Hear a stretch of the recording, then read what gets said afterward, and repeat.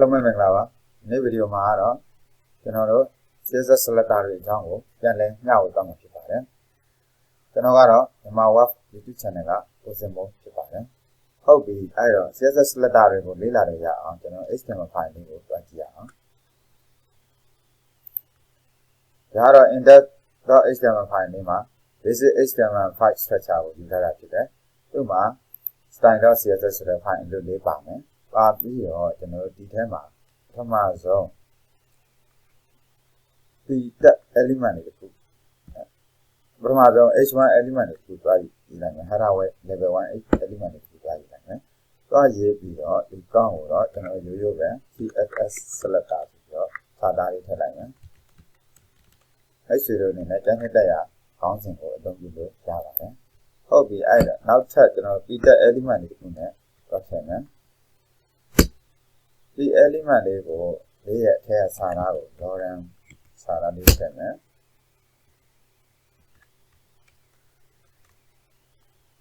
Hobby, I don't know the corporate label, browser Mabalu for Galaxia.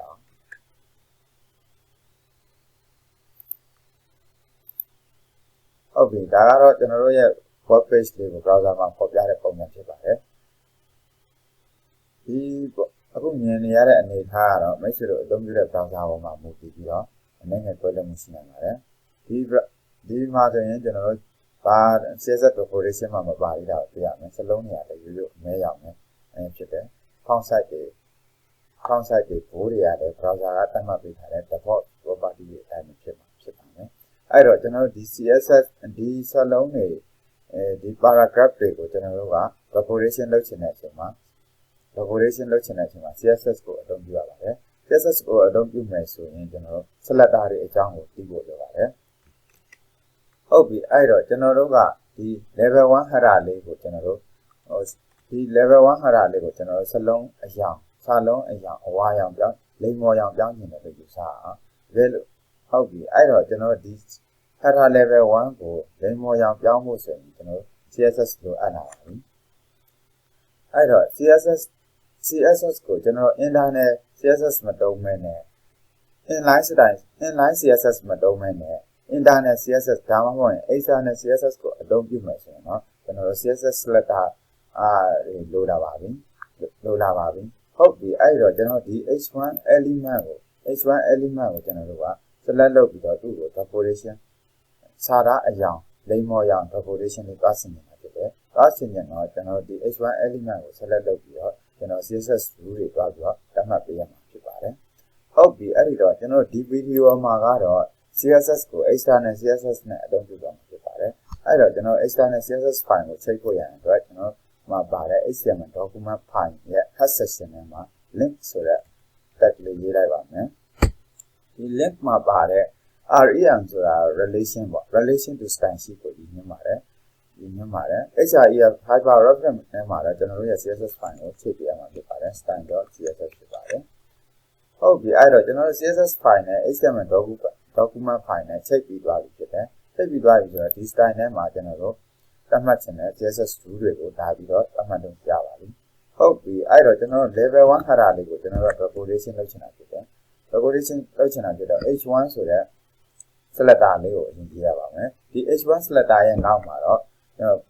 don't go upon a break like that. Don't go upon a break tema. Proper CSS property net CSS value periodical Labido GM. Okay. The Magaro general salon a young in a kitten. Salon a young behind it. CSS property a car after there. We are now got value car general. Lay more young in a kitten. OING orange. Don't be a heavy kitten. Okay, I don't know browser ma Rabido. We low line message. General Nolan Tado general had a level 1 had a level 1 general Lamo young salon young we are Japan. Hobby editor general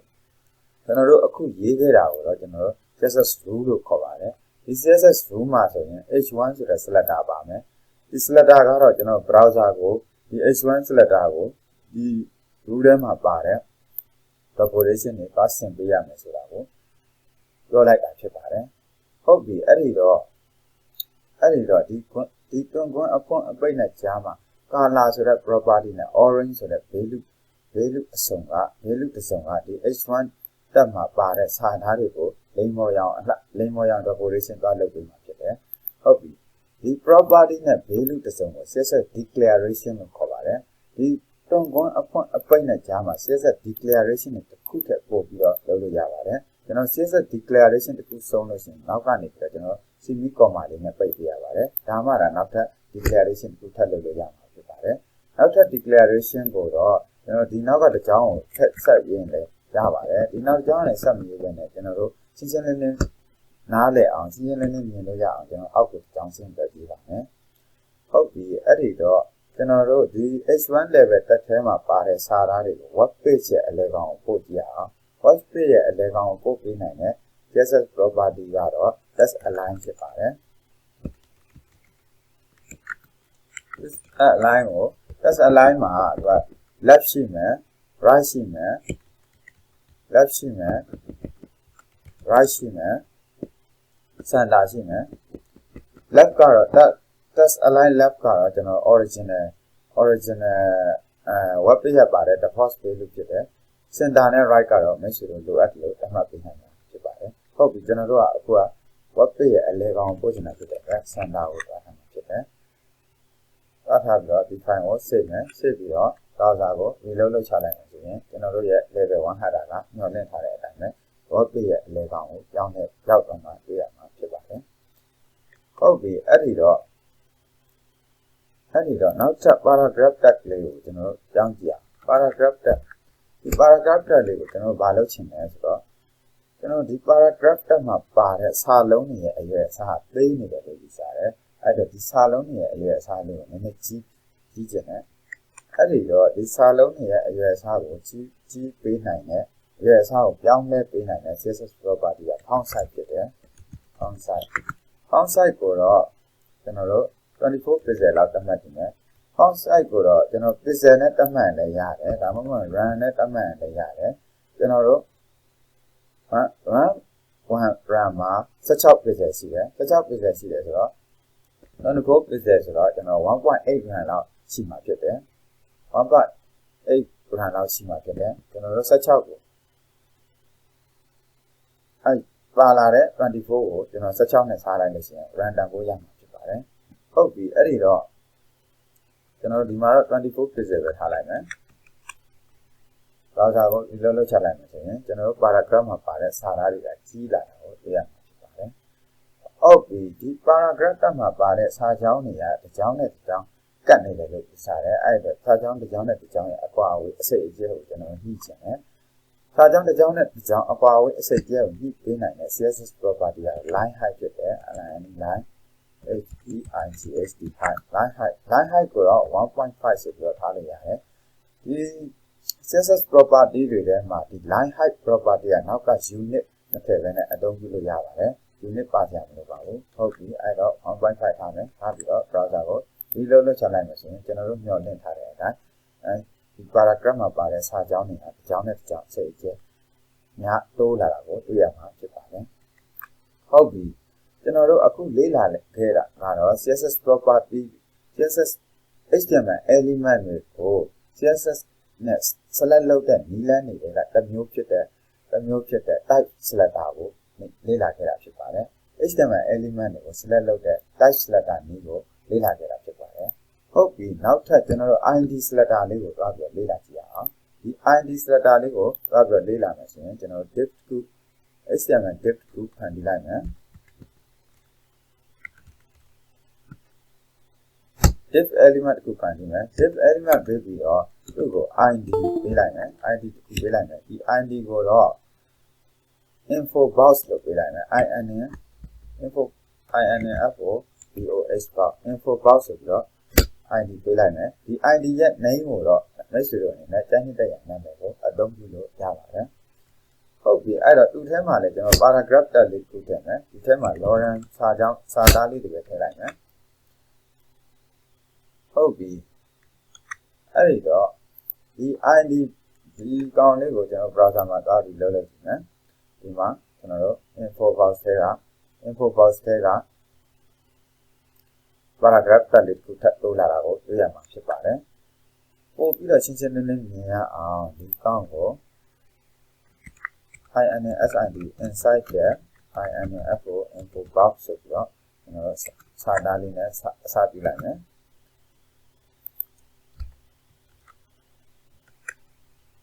ဒါဆိုရင်တော့ကျွန်တော်ရှင်းရှင်းလင်းလင်းသိတာတော့ဒီကောင်ကတော့ inside the info box ဒီကောင်ကတော့ info box ရဲ့အပြင်က paragraph ဆိုတာကိုနားလည်နိုင်မှာဖြစ်ပါတယ်ဟုတ်ပြီအဲ့ဒီတော့ကျွန်တော်ဒီ ID selector ကိုကျွန်တော် select လုပ်တော့မယ်ဆိုရင်ဒီရဲ့ selector ကတော့ chat file နဲ့စတယ်နောက်က ID name တိုက်တယ်ကျွန်တော်တို့ရဲ့ ID name ကတော့ info box ဖြစ်တယ်ပြီးတော့ဒီတွန်းခွန်းအခွင့်အပိတ်ထဲမှာပဲ CSS rule တွေကိုလာရေးပေးရမှာဖြစ်တယ် CSS declaration တွေကိုလာရေးပေးရမှာဖြစ်တယ်ဟုတ်ပြီကျွန်တော်တို့ဒီ info box လေးကို background color ကိုတတ်မှတ်ပြရအောင်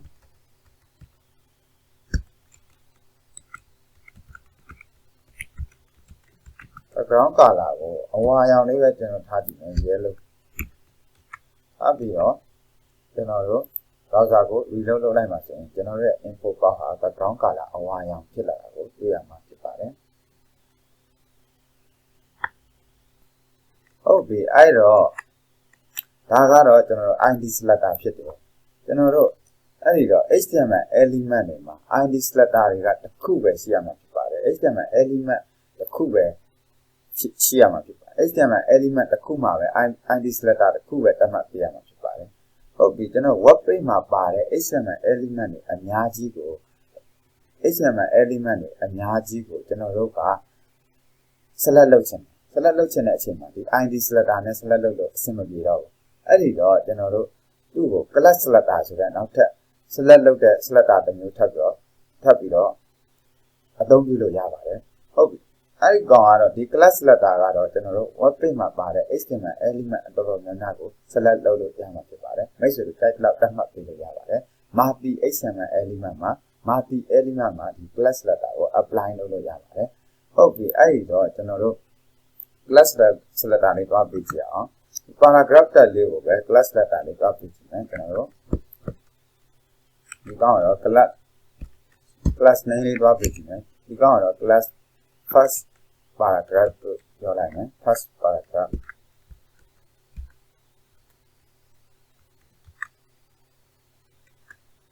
ဟုတ်ပြီကျွန်တော်တို့ဒီ first paragraph လေး preparation လုပ်ကြည့်အောင် first paragraph ထဲမှာပါတဲ့စာသားတွေရဲ့အကြောင်းကိုကျွန်တော်အနီရောင်ပြောင်းကြည့်အောင်ဟုတ်ပြီအဲ့ဒီတော့ကျွန်တော်တို့ class selector ကလည်း ID selector လို့ပဲ selector တစ်ခုနဲ့စမယ်ဒီ selector ကိုတော့ dot နဲ့စမယ် dot နောက်ကကျွန်တော်တို့ class name လိုက်မယ်အဲ့ကောင်တော့ first paragraph လို့ကျွန်တော်တို့ပေးထားတာဖြစ်တယ်အဲ့တော့ first ကိုပေးလိုက်မယ် first ကျွန်တော်စာသားရဲ့အရာကိုပြောင်းကြည့်မယ်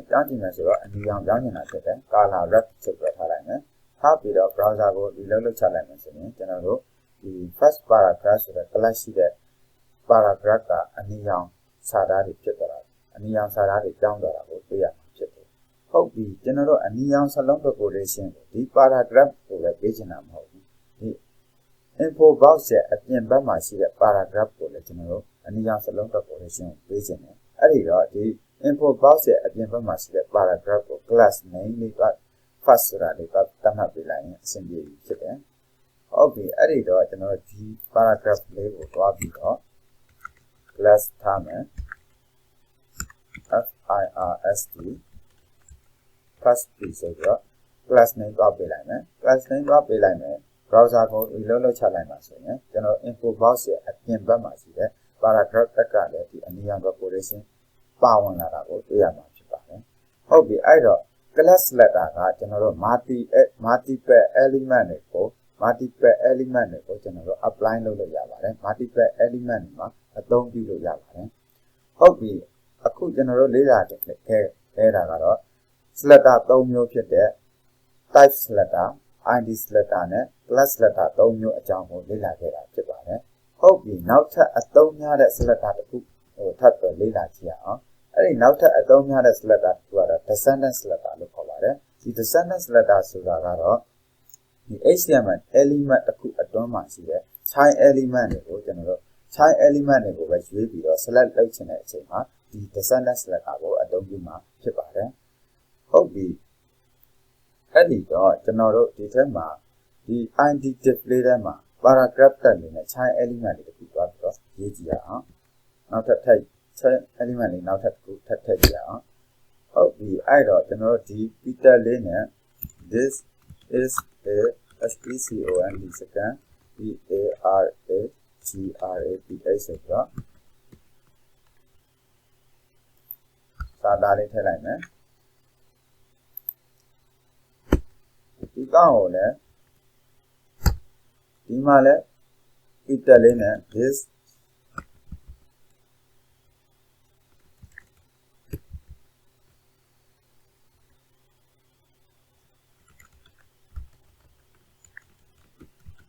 is a second paragraph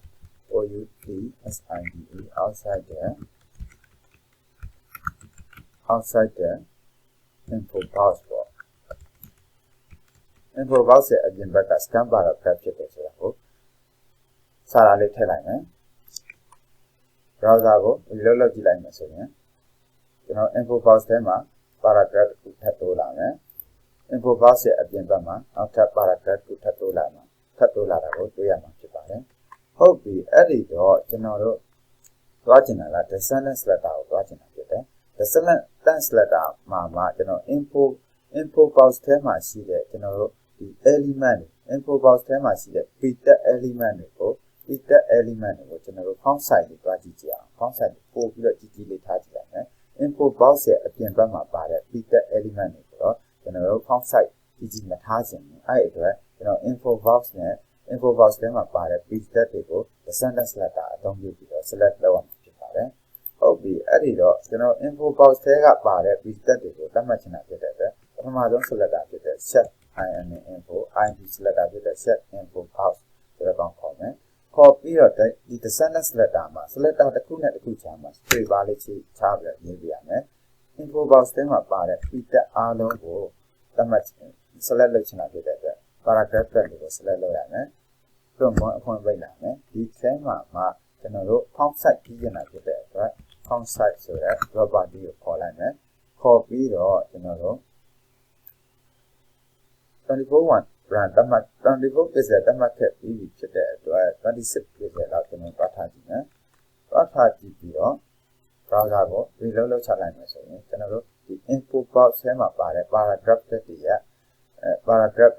စာလုံးအရွယ်အစားကပို့ပြီးတော့ကြီးလာတာကိုတွေ့ရမှာဖြစ်ပါတယ်ဟုတ်ပြီ info box ထဲမှာတွေ့တဲ့ paragraph တွေလည်းစာလုံးကြီးလာတာဖြစ်ပြီးတော့ info box ရဲ့အပြင်ဘက်မှာပါတဲ့paragraph တွေကတော့စာလုံး like ပဲကြီးစာလုံးအရွယ်အစား like ပဲကြီးမလာတာကိုတွေ့ရမှာဖြစ်ပါတယ်ဒါကဘာကြောင့်လဲဆိုတော့ကျွန်တော် descendant selector ကိုအသုံးပြုပြီးတော့ select လုပ်ထားတာကြောင့်ဖြစ်ပါတယ်ဟုတ်ပြီပို့ပြီးကြည့်တာတော့32 pixel လောက်ပဲတွားထားကြည့်မယ်တွားထားပြီးတော့ browser ကိုဒီလုံးလုပ်ချလိုက်မယ်ဆိုရင်ဒီ info box ထဲမှာရှိတဲ့စာသားတွေရဲ့အရွယ်အစားနဲ့ info box ရဲ့အပြင်ဘက်မှာရှိတဲ့စာသားတွေရဲ့အရွယ်အစားကတိတိကျကျတောင်းတဲ့ကွာခြားတာကိုတွေ့ရမှာဖြစ်ပါတယ်ဟုတ်ပြီဒီနေ့ဗီဒီယိုမှာတော့မိတ်ဆွေတို့အနေနဲ့ CSS Selector ၄မျိုးအကြောင်းကိုလေ့လာခဲ့တာဖြစ်တယ် Type Selector ရှိမယ် Info Box ID Selector ရှိမယ် Class Selector ရှိမယ် Descendant Selector ရှိမယ်နောက်ပြီးတော့ external CSS file တွေကို HTML file မှာဘယ်လိုချိတ်ဆက်အသုံးပြုရတယ်ဆိုတာကိုလေ့လာခဲ့တယ်နောက်ပြီးတော့ CSS syntax rule တွေအကြောင်းကိုလေ့လာခဲ့တာဖြစ်တယ် CSS rule မှာဆိုရင်ကျွန်တော်တို့ selector ပါမယ်ဒီ selector ကတော့ HTML browser ကိုဘယ် HTML element ကို select လုပ်ပေးမယ်ဆိုတော့ select လုပ်ပေးမယ်ဆိုတာကိုပြောပြလိုက်တာဖြစ်တယ်ဟုတ်ပြီဒီ selector ရဲ့နောက်ကတွန်းခွန်းအဖွင့်အပိတ်ထဲမှာproperty နဲ့ value တစ်စုံပါမယ်ဒီ property နဲ့ value တစ်စုံကိုတော့ CSS declaration လို့ခေါ်တယ်ဒီတွန်းခွန်းအဖွင့်အပိတ်ကြားထဲမှာ CSS declaration တစ်စုံထပ်ပို့ပြီးတော့လုပ်လို့ရတယ်ဆိုတာကိုလေ့လာခဲ့ပြီးဖြစ်တယ်အဲ့ဆိုတော့အနေနဲ့ဒီသင်ခန်းစာကိုနှစ်သက်သဘောကျလိမ့်မယ်လို့ယုံကြည်ပါတယ်ကျေးဇူးတင်ပါ